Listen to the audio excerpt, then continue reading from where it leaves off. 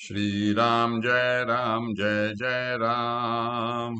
श्रीराम जय राम। श्रीराम जय राम। ओम नमः शिवाय। ओम नमः शिवाय। ओम नमः शिवाय। योग वासिष्ठ दिवस क्रमांक 439। उपशम प्रकरण सर्ग 73। वसिष्ठ पुढे म्हणाले, हे राघवा, ज्याप्रमाणे पंखा हलविला असता आकाशातील वायू चलित हो स्पर्श रूपाने अनुभवास येतो, त्याचप्रमाणे सर्व काली आणि सर्व ठिकाणी स्थित असणारा आत्मा पुर्यष्टकाचा उदय होताच अहम या भावनेने व्यक्त दशेला येतो. सर्वगत आणि सर्वव्यापी असा चिदात्मा अमुकच ठिकाणी आहे असे केव्हाही म्हणता येणार नाही. तर जोपर्यंत सर्व पदार्थांची सत्ता आहे तोपर्यंत तो महेश्वर आत्मा आहेच आहे. परंतु लिंग देहामध्येच त्या आत्म्याचे प्रतिबिंब पडते, पाषाणामध्ये ते पडत नाही. कारण वायू असला तरच त्याच्यामध्ये रजःकण स्फुरण पावतो किंवा दीप असला तरच नेत्रांना दिसू शकते. तद्वत सूक्ष्म देह असेल तरच त्याच्यामध्ये आत्म्याचे प्रतिबिंब जीवरूपाने पडते.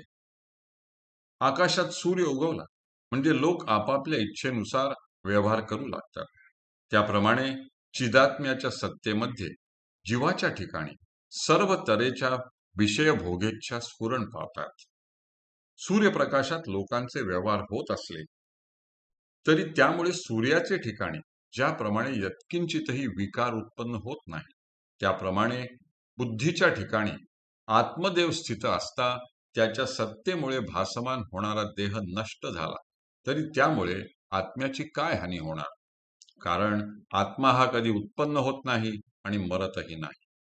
आत्मा हा कोणापासून काही घेत नाही किंवा घेण्याची इच्छा करीत नाही. तसेच आत्मा हा कधी बद्ध होत नाही आणि मुक्तही होत नाही. तर आत्मा हा सर्व जगात सर्वदा अंतर्बाह्य स्थित असतो.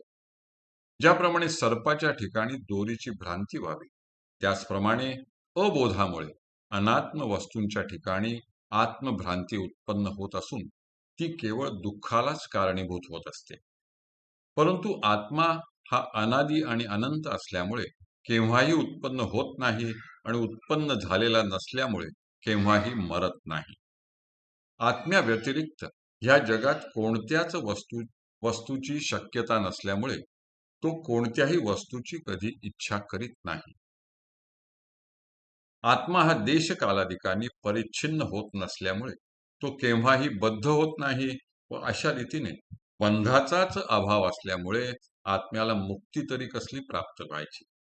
अर्थात आत्म्याची स्थिती ही केव्हाही बंध मोक्षांच्या अतीत असते. हे राघवा, आत्म्याची वास्तविक स्थिती अशी असता केवळ अविचार व अज्ञानामुळे मूढ लोक विनाकारण शोक करतात. तू पूर्वापार जगत क्रमाचे सम्यक दृष्टीने अवलोकन केलेले असल्यामुळे मोहाने ग्रस्त झालेल्या प्राकृत लोकांप्रमाणे व्यर्थ शोक करीत बसू नकोस. बंध आणि मोक्ष या दोन्ही कल्पना मनाने त्याग करून आत्मज्ञानाच्या योगाने प्राप्त होणारी मुनिवृत्ती धारण करणाऱ्या विद्वान पुरुषाने देहादिकांचे सर्व व्यवहार एखाद्या यंत्राप्रमाणे करीत जावे. अर्थात ज्याप्रमाणे एखाद्या पर्वतावरील पवनचक्कीच्या योगाने तळण्याची वगैरे कामे आपोआप होत असतात, त्याप्रमाणे तत्ववेत्याने आपली बुद्धी अनासक्त ठेवून सर्व व्यवहार करावे. रामा, मोक्ष हा काही कोठे आकाशात, पाताळात किंवा पृथ्वीवर आहे असे नाही, तर सम्यक ज्ञानाच्या योगाने आत्मस्वरूपाप्रत जाऊन पोचलेल्या मनाची निर्मल स्थिती म्हणजेच मोक्ष होय.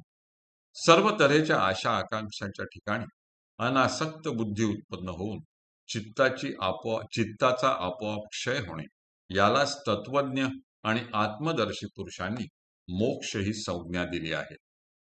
जोपर्यंत विमल अशा आत्मज्ञानाचा उदय झाला नाही तोपर्यंतच अज्ञ मनुष्य दीन मनाने भक्तिपुरस्सर मोक्षाची इच्छा करीत असतो.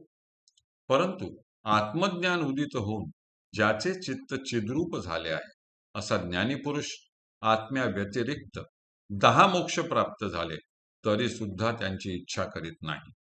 मग त्याला एका मोक्षाची पर्वा ती काय वाटणार? यास्तव राघवा, हा मोक्ष आणि हा बंध अशा प्रकारची क्षुद्र कल्पना त्याग करून तू महात्यागी आणि महासत्वरूप हो आणि अशा तऱ्हेने संसार सागराच्या पलीकडे जाऊन पोहोच. सारांश म्हणजे बंध मोक्षादी कल्पनांच्या पलीकडे जाऊन तू अंतर्यामी निस्संग हो आणि तदनंतर ज्याच्या ठिकाणी अखिल संपत्ती उदित झाली आहे असा तू सगर पुत्रांनी खणलेल्या समुद्ररूपी मेखलेने चिन्हित झालेल्या विस्तीर्ण भूमंडलाचे चिरकाल पालन कर. हरि ओम तत्सत. हरि ओम तत्सत. हरि ओम तत्सत. हरये नमः. हरये नमः. हरये नमः.